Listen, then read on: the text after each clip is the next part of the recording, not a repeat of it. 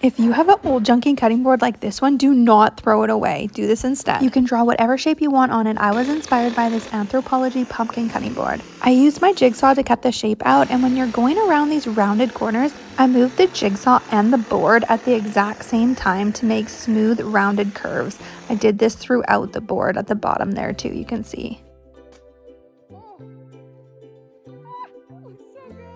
You know that feeling when you have this idea but you're not sure if it's actually going to work out, and then when it does start to work out, it feels so good.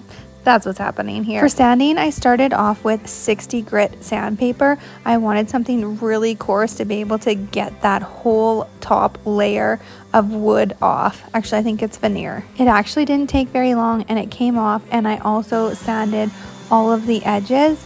And then I increased my sandpaper to 100 grit, and then I increased it again to 220 grit sandpaper so that I would have a nice smooth finish.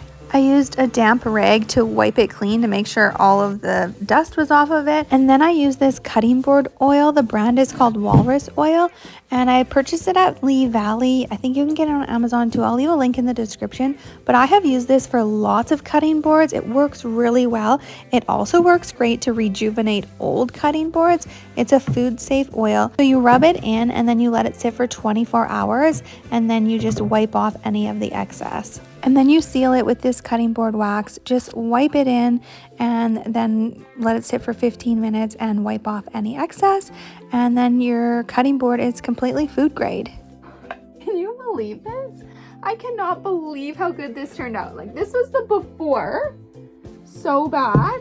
And this is it now. I know it's not perfect, but it's so much better. So let me know in the comments, would you throw an old cutting board like this out, or would you turn it into something like this?